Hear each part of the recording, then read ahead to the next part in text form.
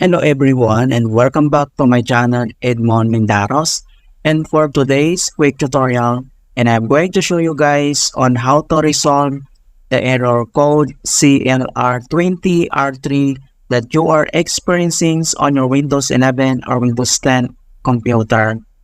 So basically, CLR20R3 error is a common problem that can occur when trying to launch a program on a Windows operating system.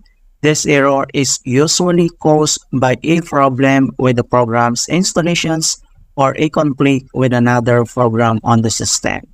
Kung paano ba natin ito i-fix, and without further ado, and let's go ahead. So, our first solutions we will do, we need to reinstall the Windows Media Player. Kung paano ba natin yan gawin? So, all you have to do is to click on search menu. And kailangan mo lang i-type dito yung control panel. And then click mo lang dito yung open. And then next step, dito lang sa taas, makikita mo dito yung category. So i-click mo lang tong arrow na yan. And then select mo lang dito yung merge icons para makita mo lahat yung settings. And then next step ay kailangan mo lang i-select dito yung programs and features. Ito siya. Okay? So i-click mo lang yan. And then dito sa left side menu, ang next step ay kailangan mo lang i-select dito yung turn Windows features on or off. So click mo lang yan. And then pop-up itong kanyang Windows features. Alright, so ang next step ay kailangan lang natin i-locate yung media features. Okay, so kailangan mo lang i-check itong plus sign. So click mo lang yan. And then next ay kailangan mo lang i-check itong box. So media features, check yung box, and then same dito sa kanyang Windows Media Player. Okay, so once na-check mo na yan, and then click mo lang dito yung OK. And then wait natin na ma-complete yung searching for required files. Alright, so complete na po yon, and then next solution na pwede natin gawin.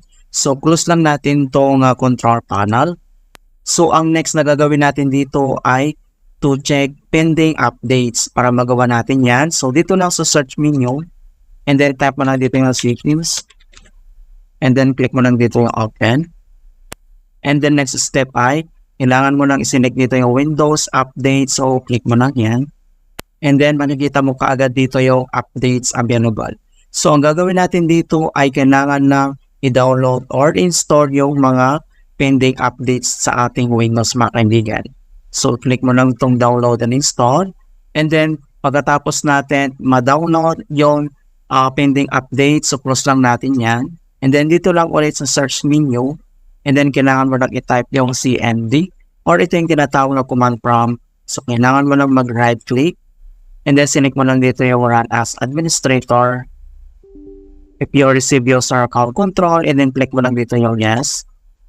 So dito sa administrator command prompt ay kailangan lang natin i-enter yung command keyword na dsm /online /cleanup image /restore. So copy lang natin yan. And then dito lang sa taas ay right click ka lang, and then select mo lang dito yung edit, and then click mo lang dito yung paste, or pwede mo gamitin yung keyboard shortcut na Ctrl+B. So click mo lang yan, and then press mo lang yung enter. And then makikita mo na dito yung deployment image servicings and management tool. So dito kailangan lang natin hintayin na makomplete ang verifications into 100%.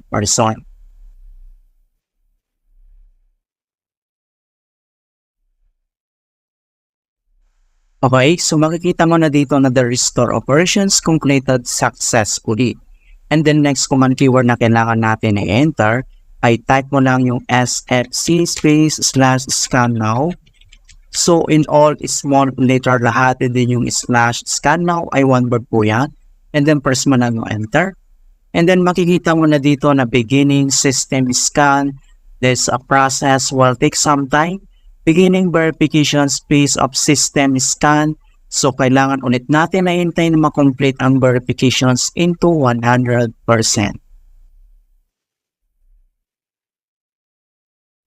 And finally, makikita mo na dito na verifications 100% complete.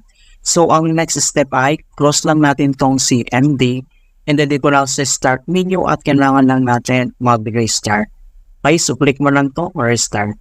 Alright, so ganoon na po kasimple on how to fix error code CLR20R3 in Windows 11 or Windows 10. And please don't forget to like this video, subscribe to my channel for more quality content. Thank you guys and see you in my next tutorial.